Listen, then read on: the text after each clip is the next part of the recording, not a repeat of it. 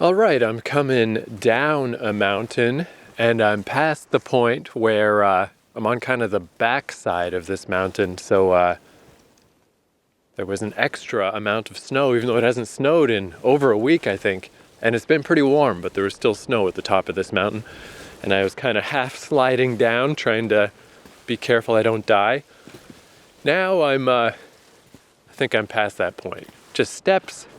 Seems pretty easy. So I mentioned last episode that I came down off of the mountains of, let's see if I can remember all these names without checking my phone. Bukhansan National Park. I came down the mountain at Gugi, G-U-G-I.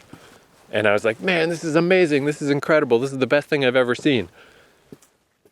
I think part of that must have just been, I don't know, I guess I was just glad to get down off the mountain before it got dark. Because it is good, but in my memory it was like so green and lush. But of course it wasn't. It's fucking the end of February. Everything's dead. I was back there today and I'm like, yeah, this is good, but it's not that good, but it's still good. I would definitely say for ways to approach the mountain, it is still my favorite one. Gugi. But I couldn't find a great way to get there. It's not like the longest walk in the world, but I couldn't figure out a great way to get there because I was just thinking, you'd start from like Hapjeon and have to walk, which takes a little time. But I found a different method. So if you go a little further, there's Mukje, Hapjeon, Nokbyeon, and Bulgwang, Bulgwang, I am quite sure is the station's name. That, I've gotten off at all these stops and gone onto the mountain in different ways, gone different places. That whole run is just full of different cool mountains. You can go to Anson, you can go to Inwonsan, all kinds of cool shit. But I noticed that from there's actually a tunnel. And I was like, if you could go through that tunnel, you would actually be quite close to Gugi. That's like definitely the easiest walk from Bulgwang Station across through the tunnel. And it turns out you can do that. You can just walk through the tunnel. That's what I did today. But first, before I tried that yesterday, it was like maybe you can just hop up onto the mountain and go up over the tunnel. If you're going to walk in that direction anyway, why not get a little nature in there? So I tried that and just on the little stretch, just from between Bulgwang Station, before getting to the tunnel, I just found there's, various little ways up onto the mountain. So I grabbed one, and it was a really cool day. It didn't get me to Gugi. My thought was I'll just go up to the mountain, and if I see any signs or anything, hopefully I can just trend my way east, and maybe I can even come down through that Gugi Valley. And I didn't make it, but it was still really awesome. So I went up the mountain. I tried heading east and I just kind of kept getting stymied to the point that there was a literal fence. So I was like, okay, I'm really not supposed to go here. Let's just follow the trail. Everything is laid out so well in Seoul that just follow what they tell you to do and it'll go way better. So I went up and up and up and up, and I even got to the point where I was saying before how once you get to the point where you're using all your limbs, all 4 limbs to climb up, that tends to be when I get a little scared and I just go somewhere else or just turn around and go back down. But in this case, it was a little scary, but everything was still like wide enough and not near any really horrifyingly steep cliffs or anything that I just kept going up and climbing up the rocks and up and up and up. All the way to the point that I got near this peak that was so insane that people were literally rappelling up, or like, not rappelling, I don't know what you call it, but they had like the gear, all the gear, they had like a line connected to the rock, and they're just climbing up the sheer rock face, just like fingers and toes and like a little crack in the rock. And it's like, wow, that's crazy. Look at these fucking maniacs. But it was so cool to be able to see that. Within like an hour of the subway, I hadn't been out of the subway for all that long. And I'm watching people literally rappel up a mountain, like climb up a mountain for real mountain climbing. Like that's the most for real mountain climbing I'd seen yet. Here we go. I'm passing a temple on the way down. I went to another temple today that did not have any wild dogs. Does this one have wild dogs? Who knows? It has a bell.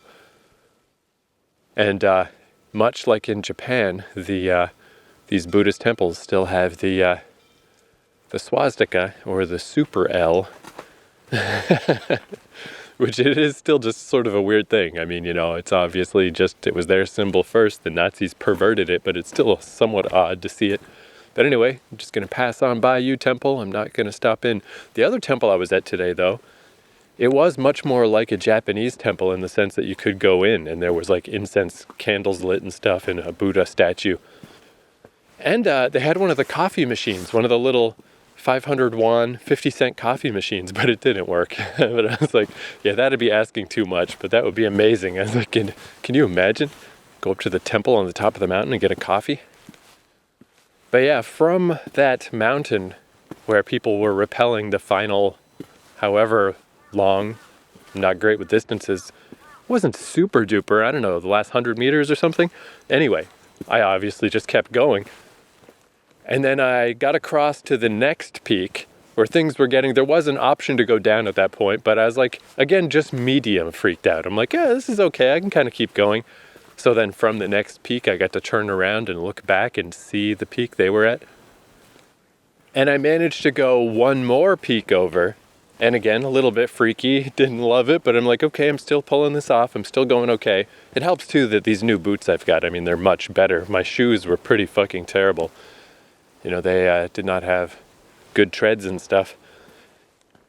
And I'm starting to see, especially like today when I was up on the ice that wasn't, it wasn't new snow at all. It was like just snow from the last week that's been packed down quite a bit. It is quite slippery. I'm starting to see the benefits of the hiking poles, perhaps. And I see them for sale all the time.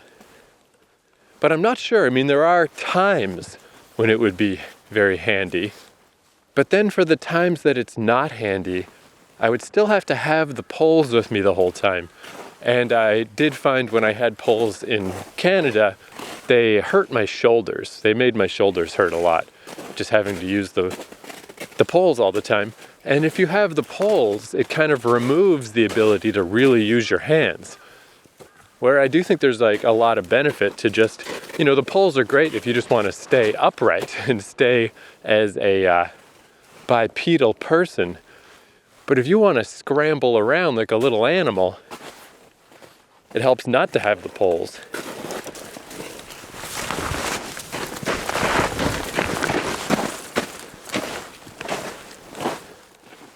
And I think that's a pretty valuable part of my arsenal. It is not quite clear how I get down from here. There must be a path that I missed. Okay, the arrow's pointing me this way. Here we go. Okay, I do have to pass through you, temple. Of course I do, why wouldn't I? Of course the path would pass through the temple. 1.7 kilometers to the information center. Jeongneung Information Center, Jeongneung. Where that is specifically down in the city, I don't know. I might be on the backside of the mountain, away from the subway, I'm not sure. But I'll figure that out when I get down there, whatever. As long as I'm off the mountain. It's like 5 o'clock. Those information centers, I believe, are where the gates are. Those little gates that signify the official start of a hike. 1.7k is not that far. It's pretty clear, it's all downhill from here. Nice steps and stairs and shit. Should be no problem. I'm glad all these hikes have been working out. Having this little extra, it not getting dark till 6:30 or so really helps because I'm still having problems at my Airbnb that it's hard to sleep because I'm in this room where the temperature is just wild. So I've fallen into this routine of like going to bed at like 4 a.m. and waking up at like 11:30. So that's a solid 7.5 hours, but it's a fitful 7.5 where I just, keep getting woken up and kicking my blankets off in a horrible sweat and stuff. But not that bad. I'm surprised that I've kind of adapted. Once I get up and get going and go on these hikes, I feel okay. And today, I especially couldn't miss today, because yesterday, it was actually not all the way to red, but like the orange, quite bad pollution level. So I had to wear a mask. But today is green. Today is green. Green is good. But the whole rest of next week is not supposed to be green. Only today. And even today, when I'm looking out at the distance, I'm like, I think it's already starting to slip. It looks a little hazy out there. But I was like, if I'm gonna hike, I gotta go on the day that I don't have to wear a mask. How wonderful. Man, and there's some kind of weird, there's like the Seoul Tower that I've seen all over the place from different angles. But this is some other weird structure I've never seen before. This is where I think I must be, on the other side of the mountain. Well, plus I know I'm on the other side of the mountain. It's the gate I was at the other day with the barking dogs. I passed through that gate again, going the other way, and went to the temple with the dogs.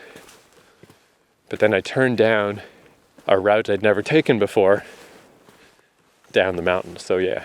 Anyway, it's like this big spiky building in the distance, and I have no fucking idea what that is. I'll have to try to figure that out at some point. A big spike tower. But anyway, yeah, so yesterday I got to the peak with the people rappelling up, climbing up. Got to the next peak, Things were getting dicier and dicier, scarier and scarier. But it's because those other peaks, I just skirted around the first crazy peak. The other peaks were much flatter kind of peaks, like not a big deal. I think one of the reasons why I'm so surprised at how harsh these peaks are near Seoul is a lot of the mountain type stuff that I've watched on YouTube. There's this guy Quinlan, Go North Japan, who does hiking in northern Japan, and he's always ascending mountains and going to peaks. But they're these really gradual, great big flat mountaintops. Oh, here's one of the places with the little mineral water coming out. Yeah, so that's the kind of peak that it's like, no problem. I mean, obviously a problem. You gotta use snowshoes and stuff in northern Japan. But it's not scary like here, where these peaks are like out of a fucking cartoon.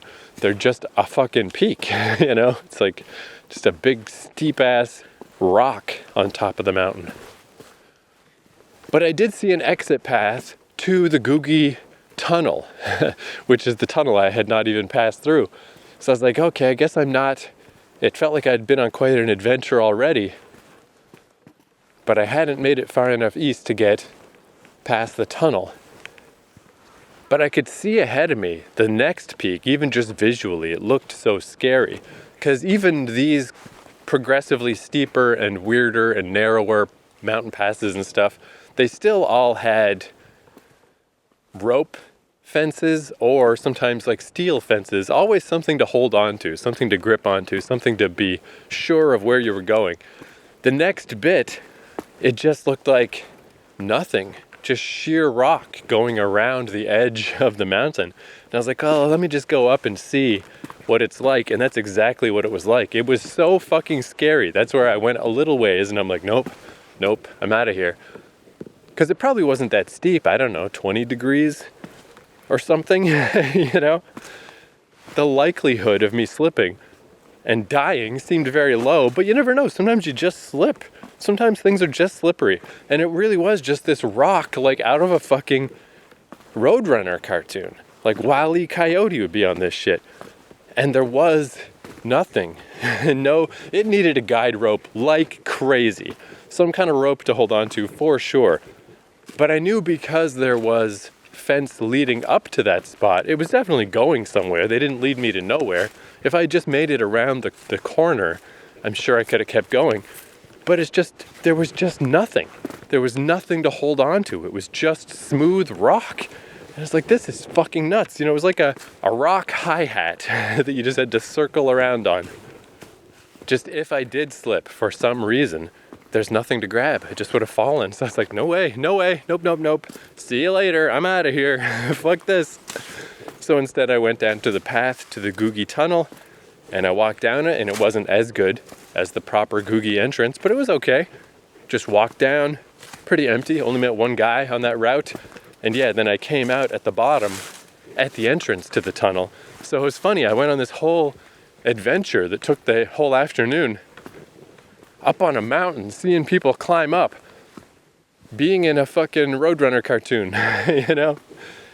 And then when I got back down, I was only like a little ways down the street from where I started. But it was still really cool. And I saw that you can, in fact, walk through the tunnel. So I came back today. Today, that's what I did. Got off at Bulgwang, Bulgwang. That's the trick. That's the magic station. Walked to Googie Tunnel, and it was a lot better than walking through that tunnel in Western Japan, because it's still loud, but they had a barrier set up the whole way across to at least separate the walking part from the car part, which really helped a lot with deadening the noise. And it wasn't as long as that tunnel either. So yeah, I just walked through the tunnel, and then you could tell I was going the right way, because then as I walked up to the entrance to the Googie Information Center, to the proper entrance to the park, I was just passing hikers the whole time. And street vendors selling hiking goods and stuff.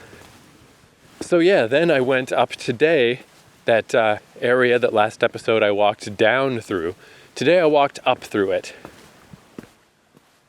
And there wasn't really much in the way of different routes I could take. It was really just the same route. So I just went up the same route, and I did take a little side detour to the temple that I'd missed the first time with the coffee machine that didn't work. But then I ended up at the gate. Oh yeah, and I forgot to mention this last episode, but at that gate, there was a warning sign I've never seen before in my life. There's like the little hiking warning signs all over the place of, you know, various things. Generally around here, it's the falling rock warning. Lots of falling rock warnings. Little stickman hiker. But this was lightning warning. The little stickman hiker guy with his little hiking backpack and hiking pole was getting struck by lightning. It's like, Jesus fucking Christ. What the fuck? I've never seen that before. That's when you know you're on top of the goddamn world, when you need to worry about lightning bolts striking you in the skull. But yeah, I headed up Googie, up the mountain. Yeah, if I had to recommend one, I mean, they're all good though, I guess.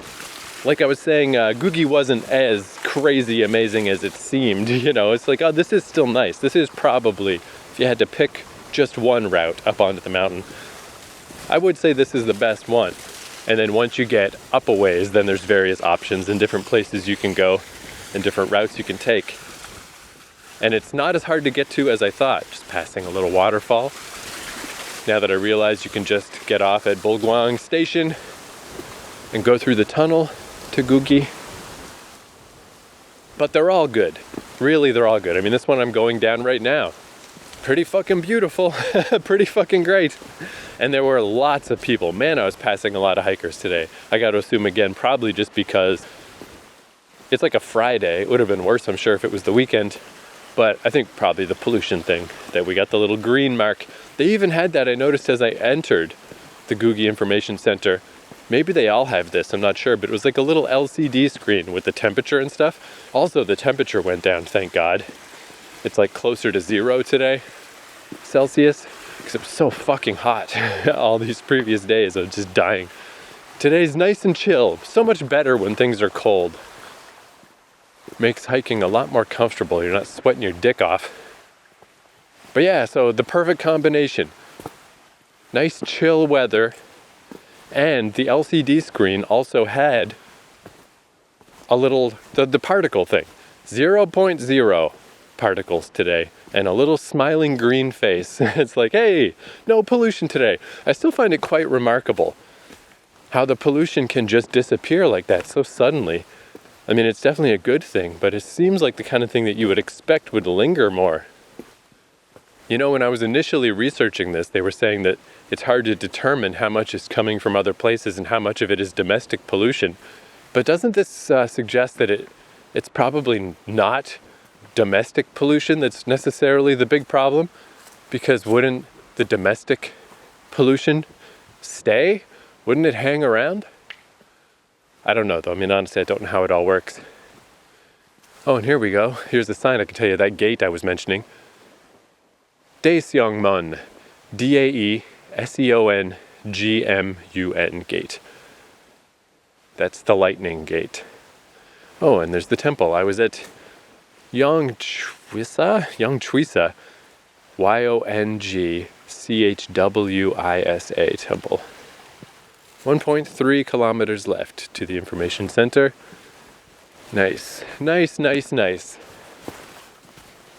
Yeah, last episode I found that cool entrance that I especially liked, and then with a couple little tries I found that it's actually not that hard to get to.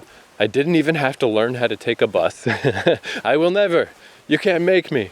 You know, it's crazy too. I was thinking like I really don't even want to take a bus. I'd have to be pretty desperate to take a bus because I just don't want to be crammed in with people on a bus on a route that I'm not necessarily sure where it's going and having to pay attention. And like buses, like just that level of crammed in with people and trying to figure out where to stop, where to tell the bus to stop, and having to interact so closely with a bus driver. It's a whole to-do. I don't even particularly like taking the bus in North America. You know, it's a lot nicer to just take a subway where it's just like out of your hands. The subway is just going where it's going. You don't meet the conductor, you know, and you don't have to tell it where to stop.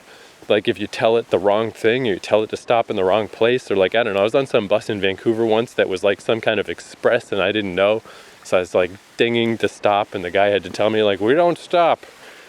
We're going across the bridge to North fucking Van. And I'm like, oh Jesus, all right.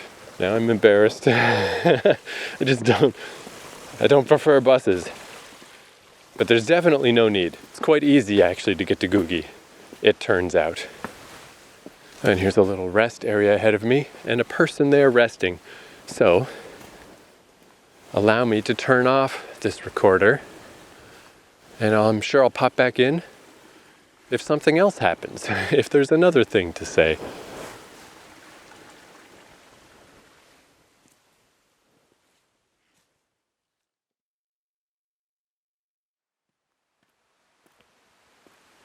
Yeah, so this descent off the mountain also follows a stream. I suppose maybe they mostly do this. I feel like I'm learning a little bit about mountain geography, because again, it's just really not something that existed in any accessible way where I grew up. So especially with Japan, but also here, I mean, the mountains are somewhat different, but just the basics of hills and valleys, you know, peaks and valleys, and walking along the crest line, the ridge of mountains. You know, there's like a lot of similar stuff that happens over and over, to the point that like in Ome, I was like a little confident to go a bit off trail once in a while, because it's like, okay, I think I know what's gonna happen, or how this geography is gonna work, or how it's gonna go.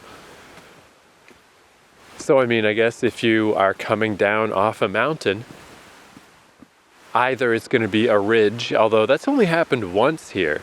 It was the first time I went up a mountain in Bukhansan National Park, where I pretty much just went up the ridge of the mountain starting from the bottom. Everything else has been in these valleys, is where you enter and where you exit. So I guess it makes sense that in the valley is also where the water would flow. But there's a bunch of stone mounds here. That's definitely the most unique thing about this particular exit. It's still, I guess 2 kilometers, it's not a short distance, but it really does feel long as things flatten out. And it's mostly empty. I've only seen 2 other people. Where you're just walking, you don't feel like you're on the mountain anymore. It's all just a pretty gradual, relatively flat walk, just slowly tapering downward. So you kind of, I guess it's because mentally I feel like, okay, I'm done. I'm done with the mountain. I'm not on the mountain anymore. You turn around and behind me, like, yeah, that peak, I believe that's the peak I was more or less passing by earlier today. I mean, I started on one side of the mountain and went to the other, you know? But I guess I'm kind of still on the mountain, because it really takes a long time. It just goes and goes and goes and goes,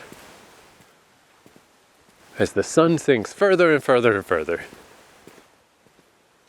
But yeah, there's these stone mounds, like really big, taller than me, like an 8-foot tall, just pile of rocks. And I saw the first one and I'm like, okay, oh, that's interesting.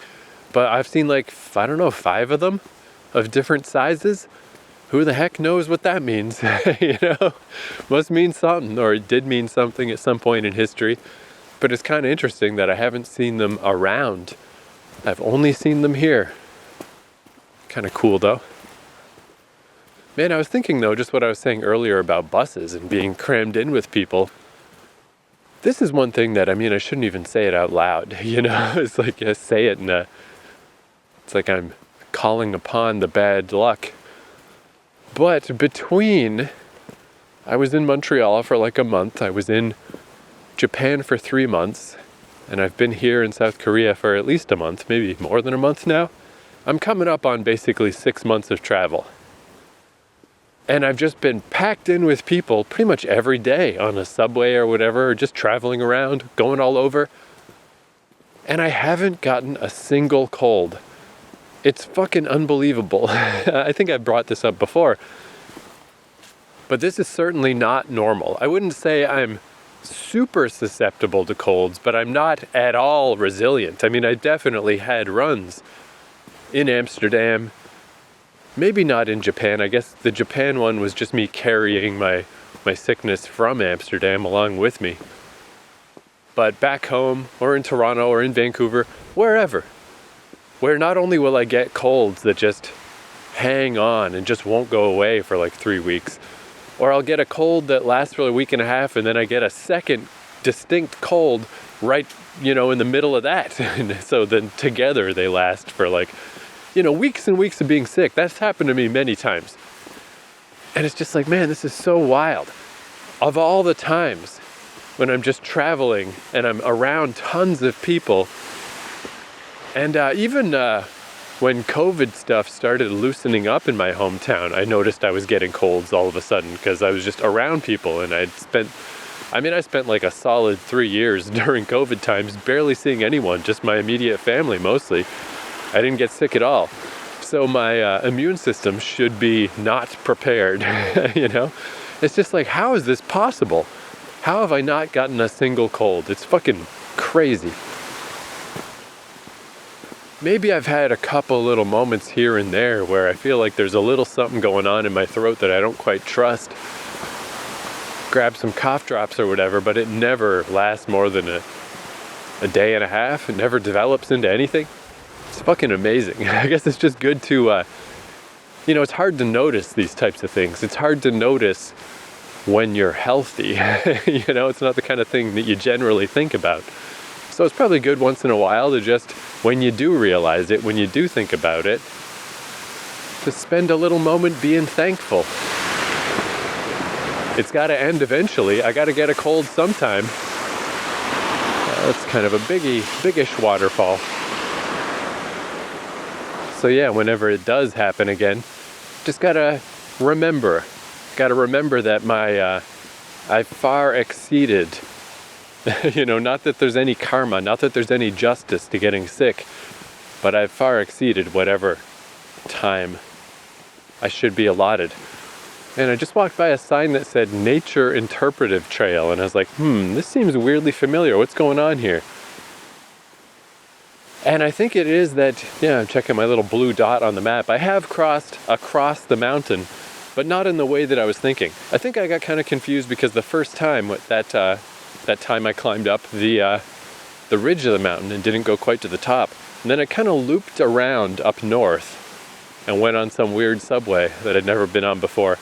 So that kind of put the idea in my head that you could cross these mountains to the north.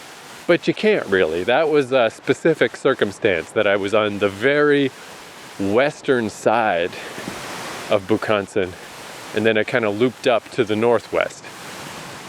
But in reality, you can't go north on these mountains. They go on forever and ever and ever and ever and ever and ever. So it looks like what's actually happened is I've gone east, and if this isn't exactly the same entrance that I used before, well, it's definitely not, because I would have remembered those rock mounds, but it's very close to the episode I did where I was saying that it reminded me of King's Quest V. I'm very near there, so I should be able to just go over to that other subway line to get back home. Yeah, it's not, again, not super close, but not that far. Seoul. And into civilization, there's some people. Yeah, either Seoul station or the actual Bukansan one. Maybe it's actually closer. Whatever, I'll figure it out when I get down there. But yeah, cool, I've kind of sort of been around here before. I'm not where I thought I was, because where I thought I was doesn't exist. That's not a thing you can do. Yeah, and this is actually, man, pretty nice too. Still just walking down the stream. So yeah, I mean, I guess that's the, oh yeah, here we go. Here's the official entrance. Bukansan National Park. I wonder if there's one of those little 50-cent coffee machines down here. I could go for that. I only have one 50-cent coin. I have no dollars left. I gotta figure out how to make more coins. I could either go to a laundromat and split a $10 bill into a crap ton of 50-cent coins. Or probably a better plan is if I go to, there's a coffee shop chain I found called a Twosome Place that just for whatever reason tends to seem to be a little less busy than the other ones. And it's really convenient because the lattes there are like $6 even. So if you buy it with cash, you just get 4 little dollar bills back that you can use in the coffee machines. It's delightful. I don't see one yet, because yeah, it's one of these things where it's like I have never been here specifically, but it's very similar. Ha ha ha. Ah ha ha. Yeah, it's so strangely similar to the other ones. All right, is this actually gonna work? Ah, sweet. We'll go with Cafe Olay. This one's only 400, so I get 100 back. And then once I save up 4 of those, I can get another one. Ah, the little coffee in the cup. God damn. These things, man, is one of my favorite things about about South Korea, because like that was such a strange little thing in Japan where, you know, I'd find those random coffee machines in the little paper cups in airports and train stations and stuff in Japan. It was a nice little treat. But these ones are so perfect because they're still mostly only in subway stations. But apparently these entrances to the national park always seem to have them as well. And it's so perfect because it's a smaller cup. It's just a little bit. Because I mean, yeah, it's like, what is it now, like 5:30? The sun's going down. This would be a bad time to drink a great big coffee. Even one of those ones out of the machines in Japan, they're quite large. This is a little 40-cent coffee. It's just one of these little tiny, oh, and this is a cup I've never seen. It says, I like spring because the flowers bloom. And it has, butterflies on it and dandelions. And it's like a small cup and it's only half full because I mean, it's fucking 40 cents.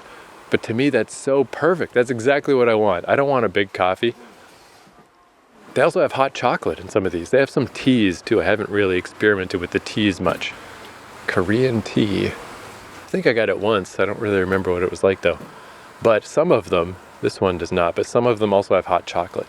So sometimes if I just want to get a little warmth in me, but it is a little late in the day, and I don't want even just the tiny little bit of caffeine, can just get a hot chocolate. It's so nice. Oh, and this is extra nice because it really is getting cold on the hands. My hands are very cold. Gotta have my little gloves on.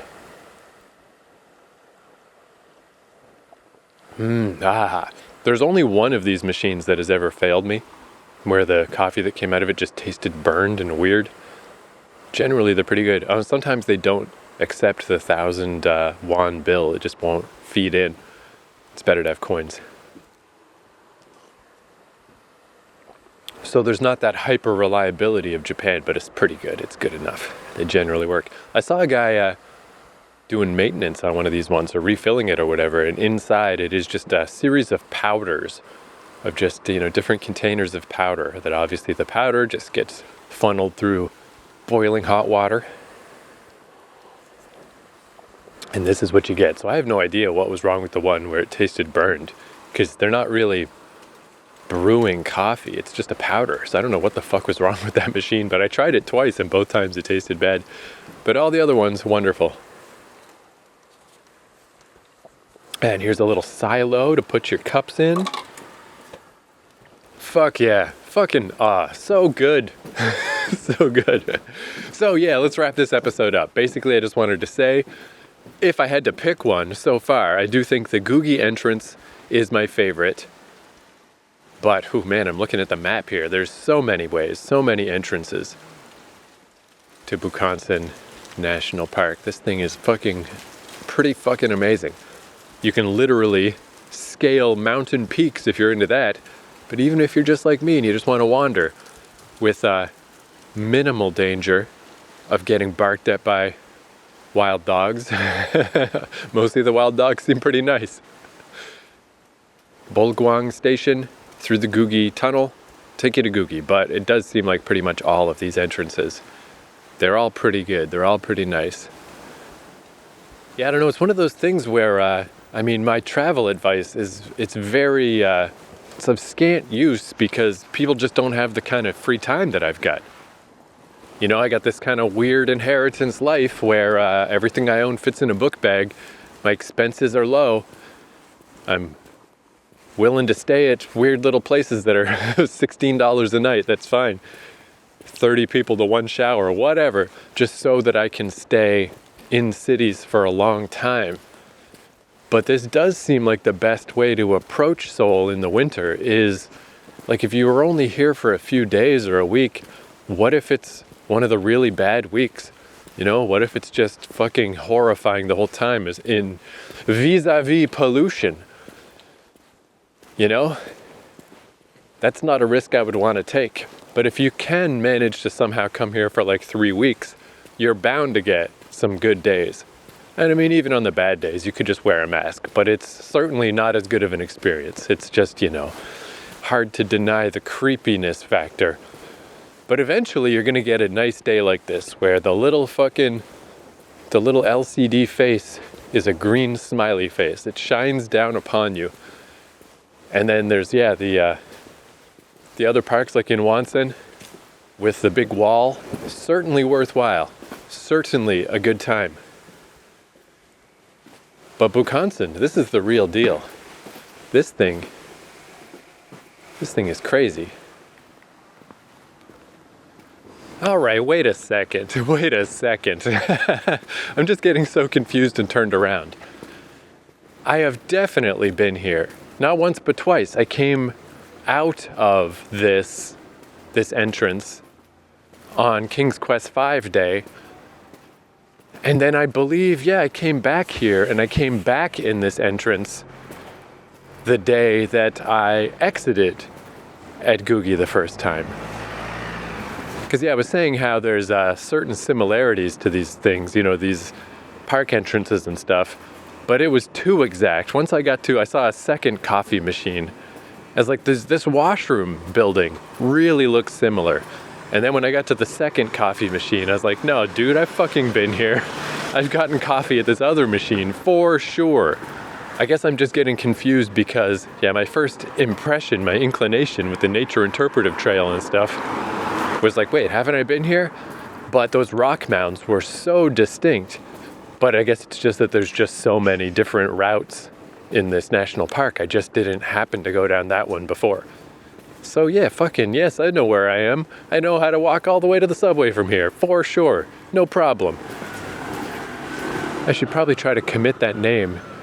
Jeongyang. Jeongneung. It's just, it's tricky because, I don't know what any of these names mean. I'll pick up little random things some places, like how Aomori in northern Japan is the blue forest. I don't know why I know that. It just sticks in my mind. Or how that first neighborhood I stayed when I went back to Japan with the building with the big gorilla. I know that neighborhood means 3 tea houses, but I guess it doesn't matter because I can't remember the name of the neighborhood off the top of my head. It'll come back to me later. Every time I can't remember one of these names, I just remember it an hour from now. It's like my brain's got to go through the indexing system. It's like going through all the drawers and cabinets in my mind to try to get the information, and it'll pop up in an hour from now. But yeah, it'd be a lot easier for these things to stick in my mind if I knew what that name meant.